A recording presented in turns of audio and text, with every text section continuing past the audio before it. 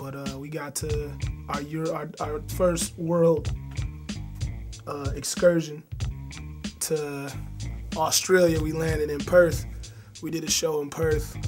I'm not gonna go into too many details, but I leave with a young lady, and in the morning, I just wake up, and it's nobody in her house. Just doors open, little floaties in the pool, just nothing. I just wake up with nothing. Like, her purse is there, you know what I'm saying? Like, everything's there, but nobody's home. Like, if you're in America, or you're in your own city, you get on your cell phone, call a cab, ride out. Unfortunately, I didn't have that luxury. I didn't know where I was at. I had no cell phone. I didn't know how to call anything because of the country codes.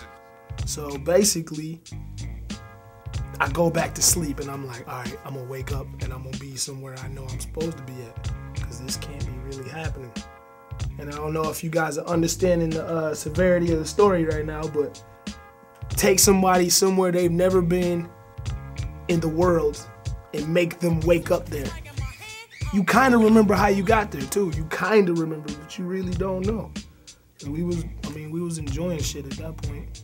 And so I made a valiant attempt to try to make it back to my hotel.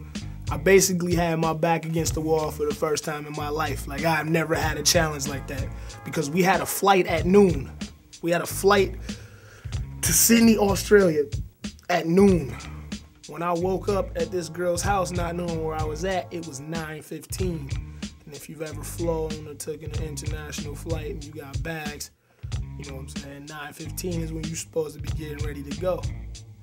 Well, just so happens the whole crew had a interesting experience. Mikey, PJ, Rich, like, we all just, but nobody knew where I was at.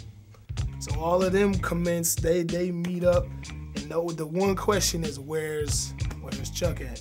And that's something that don't ever happen. I'm always there when it's time to go. I always, you know what I'm saying, I have my little fun and always know where to end up at. This time I had the world working against me. So what I did is I walked out this girl's house, and then in Australia, I guess, I don't know. I really don't know. I don't know how this happened, but I saw a mother and her daughter, and I was just like, all right, I gotta figure out, how do I get to where I'm going? Oh, you gotta take the train. Well, where's the train at? Over this hill, and the hill is like this steep, yo. The street is this steep, and you can't see nothing. And they're telling you to walk up this hill, but they not walking up the hill. So I walk up the hill, get to the train station, realize I have no Australian currency. I have no wallet because it's at the hotel. So I have no money. So there goes the second obstacle. I gotta figure out how to get some money out of somebody without making it look like, you know, I'm just some crazy kid begging for change trying to get on the train. Just so happens though, I was slightly fitted. I did have a pair of brand new shoes on. My shirt was clean. You know, I basically looked like I really didn't know where I was going. You know what I'm saying? So this lady gave me 2 of the Australian coins. But when I get to the train, I don't know which way I'm supposed to go. I either go this way or I go that way. And no one knows where to tell me because there's nobody at the train station. I'm the only one there.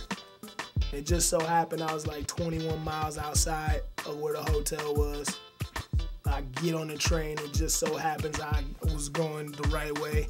Get off the train at the train stop, didn't know how close the hotel was.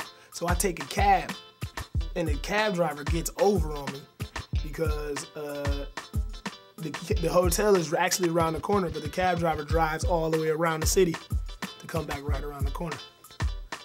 So right when I pull up, I see Rich coming out the coffee shop, and I looked at him like I ain't never been so happy to see somebody before in my life, man. I was really lost, and I really made a great effort to make it back. We got back. I got back just enough time to pack my stuff and get to the airport. So, I mean, this story is probably the scariest, because you don't never want to be left behind in a country that don't nobody else where you live at know where that's at. Like you hear Australia, you like Sydney, Melbourne, you're not thinking Perth, which is the whole other side of the country, and one half of your band is missing. It's completely missing. No phone, no line of communication, I had nowhere to go just because I decided I was gonna have a good time.